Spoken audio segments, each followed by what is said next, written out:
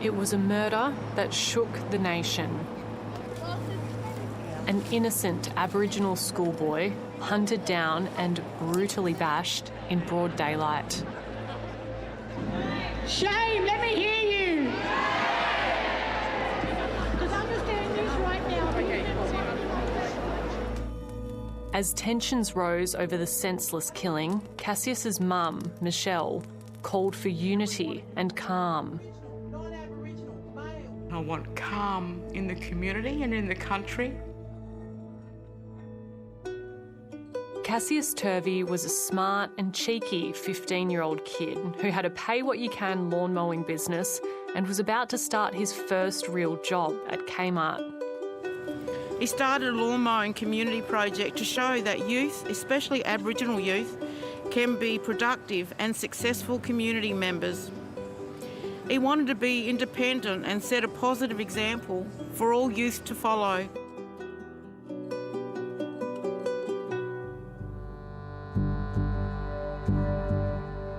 October 13, 2022. Cassius and his mates were hanging out after school in Perth's eastern suburbs when they became victims of a misguided vigilante attack.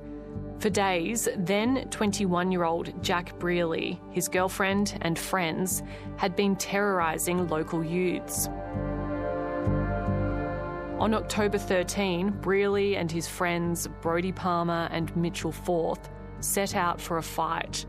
Someone had broken Brearley's car windows in the days prior, and he wanted revenge. Setting upon the group of school children armed with a trolley pole, Brearley's first target was a 13-year-old boy on crutches who he hit in the face. He then chased Cassius into bushland and beat him savagely. You continued to beat him with the trolley pole even after you had already knocked him to the ground. And the sustained and brutal nature of your attack occurred in full view of a number of children, some as young as 13. The Noongar Yamaji boy died in hospital 10 days later. Cassius was only a baby, a gentle giant who will be forever 15. His absence leaves a void that will never be filled, and our family's dreams and plans for the future have been irrevocably altered. We will never see him grow into the remarkable person he was destined to become. In her patient pursuit of justice, mother Michelle Turvey sat through a complicated and painstaking 3-month-long trial involving 5 defendants and several victims. The jury heard evidence the vigilante group had been targeting kids in the area over petty disputes, which Cassius and other victims had nothing to do with. It would be bad enough and deserving of condemnation for you to have committed these offences in response to your petty grievances if your victims had actually done anything. But in this case, none of them had. Your so-called vigilante justice was completely misdirected. CCTV and dashcam recordings proved pivotal, including a phone call in which Brearley was heard bragging about beating Cassius. Quote, he was laying in the field and I was just smacking him with the trolley pole so hard that, he goes, he's learnt his lesson. A video taken after the attack showed the 3 men celebrating. That celebration in which all 3 of you participated was a grotesque display of your complete disregard for the lives of the children you had attacked only hours earlier. Last month, the jury found Brearley and Palmer both guilty of murder and 27-year-old Mitchell Forth guilty of manslaughter. Brearley's ex-girlfriend Alicia Gilmore was acquitted of both murder and manslaughter. Due to a lack of evidence, state prosecutors did not allege that the attacks on Cassius Turvey and his friends were racially motivated. However, the court heard the offenders taunted the schoolkids with abhorrent racial slurs, and Chief Justice Peter Quinlan found that the attacks created real and legitimate fear within the Aboriginal community.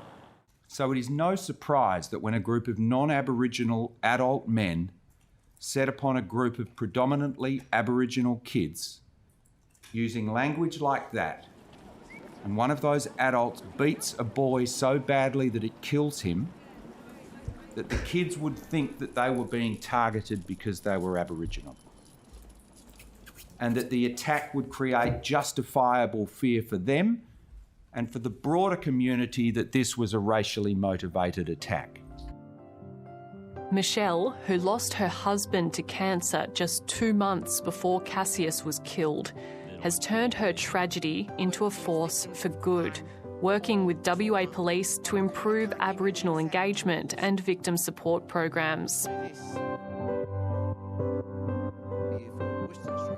Last year, she was named WA's Australian of the Year after being nominated by Detective Stephen Cleal, the officer who's been by her side since the beginning of the police investigation. On Friday, they held hands in the courtroom as Cassius's killers were sentenced. Obviously, she's amazing, and what she's done with the police so far has been amazing, but how she's carried herself out during this process, amazing. Has it taken a toll on you personally? I'm good. Of course it would have. I'm good. Jack Brearley was sentenced to life in prison and will be eligible for parole in 2044. Brodie Palmer, who was represented by former Attorney General Christian Porter, was also handed a life sentence. 27-year-old Mitchell Forth was given 12 years.